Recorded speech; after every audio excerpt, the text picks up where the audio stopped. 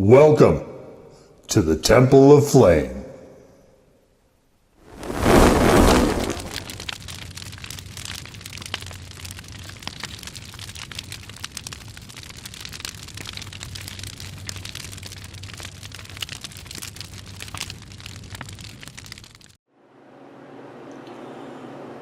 On today, Faithful Acolytes, we take a look at this.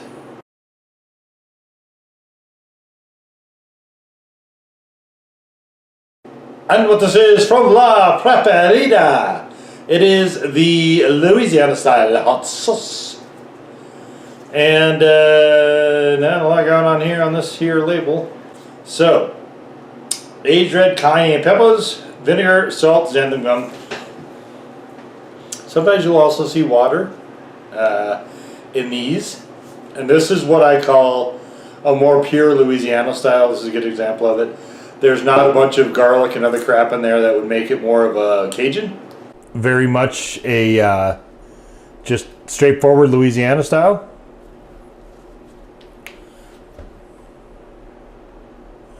What's fascinating about this is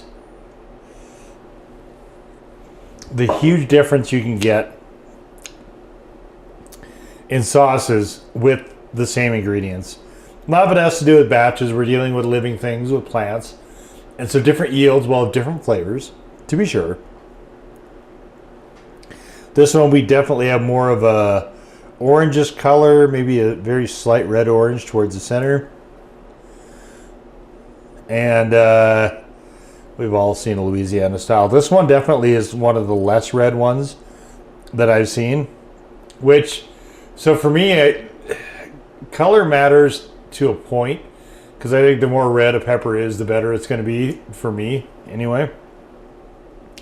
So, but I saw this one and I thought, well, I've never heard of La Preferida, and I thought, you know what, let's just give it a go and just see. I mean, I've certainly had a lot. Louisiana style is something I always need. So, but anyway, let's get into this.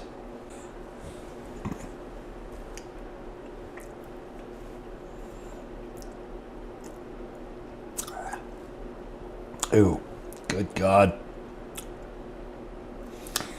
So, here's a little story. As has been my custom for many years, even before I started doing these FOH videos, around about Christmas time, I would go haunt the Walmarts for their sort of sampler sets, and a lot of times you get a bunch of sauces, and they're cheap. They're not expensive at all. A lot of times you get a cayenne sauce, and a lot of those are very much the taste of the cheap, in that you're getting what you pay for. You're getting a very cheap flavored sauce. That is what I have not been able to escape with this. This has the taste of the cheap to it. It tastes cheap. It wasn't, by the way. This was more expensive than other sauces I've had in this category that also tasted much, much, much better. But this one is a brand I'd never heard of, and when I got into it, I'm like,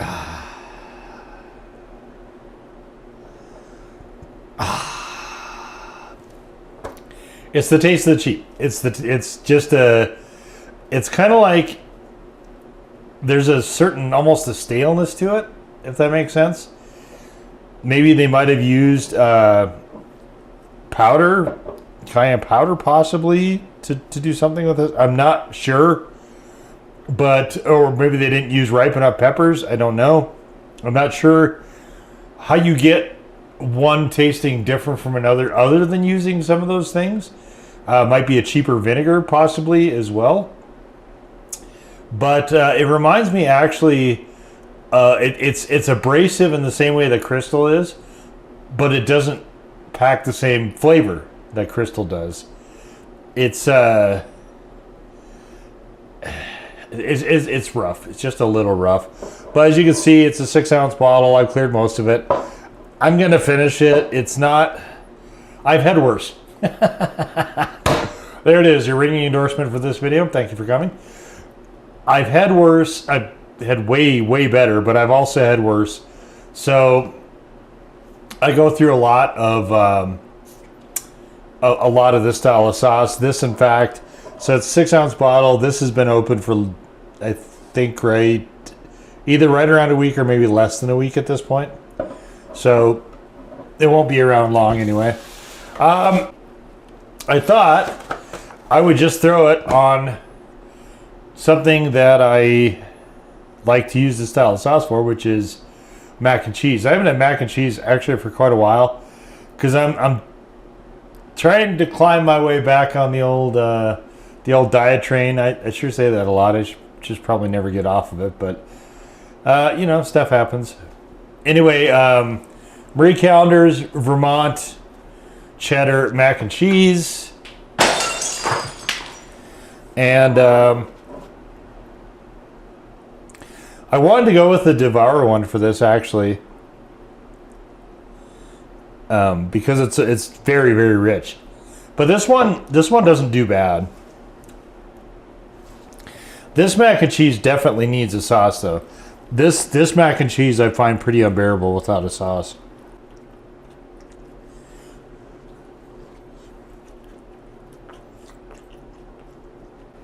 And I think it's these trays. It just has a sort of not quite cardboardy flavor to it.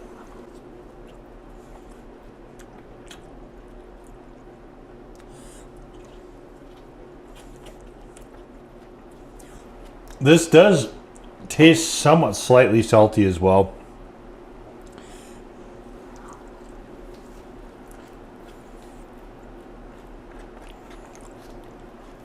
You know, and when I taste sauces like this, my first thought, and this is why I thought of those holiday samplers, the holiday samplers are generally just throw any old thing in a bottle and put it on the shelf. You're buying labels at that point. This, I don't think they did that, but it's hard for me to imagine that they actually meant for this final result to be this.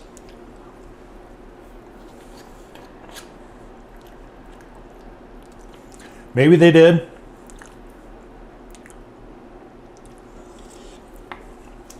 I mean, they're putting it in a bottle with a restrictor built into the bottle itself.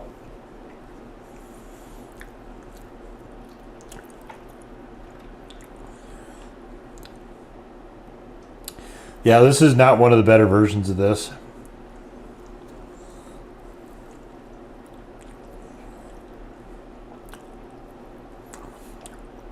And that's kind of why I started the blog, actually.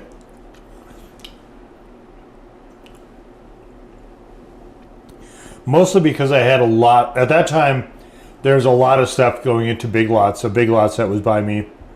So I'd be able to pick up new sauces all the time for cheap.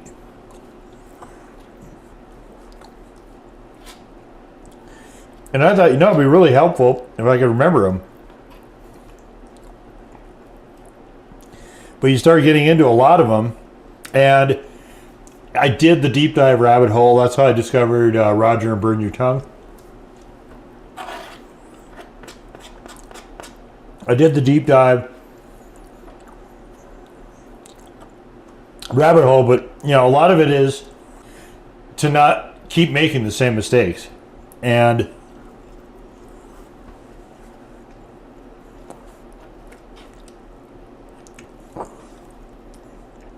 initially it started for me as a way to track it, but you know, I put it up once I found this whole that there was a lot more to it than I previously understood, and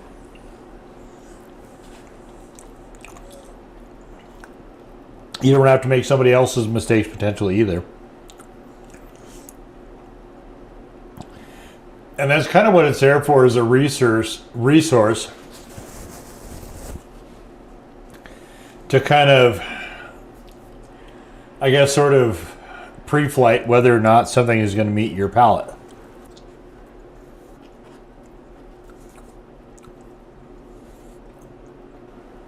Now mine admittedly is fairly narrow, and that I'm kind of fussy about stuff.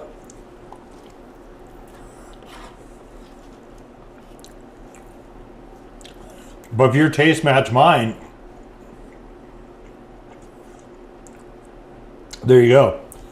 You would have saved yourself, for instance, $3 buying a bottle of this.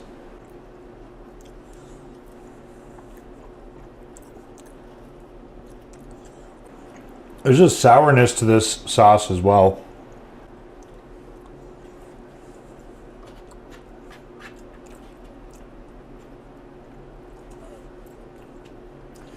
You know, but certainly you can look at other reviews of mine of this type of sauce.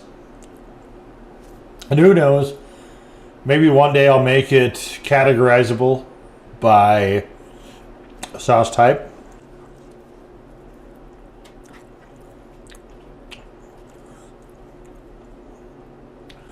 Probably not for a while. Probably not for a really long while.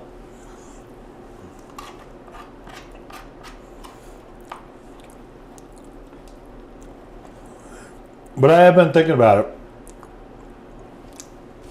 It's already there, alphabetical. I'm not ever going to do it by heat level.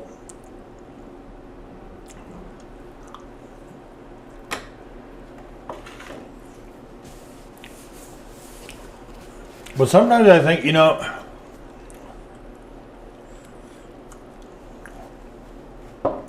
it would be kind of handy to have it by sauce type, where I discuss what somebody could reasonably expect there from that type of sauce. I've also considered review score or by heat or something like that, but you know, those massive projects that it takes a while to orchestrate that. There's over 600 sauces at the time of filming this on that blog. 600 separate sauces. And I guess I could do maybe a discontinued sauce, like a archival historical thing, I suppose, as well.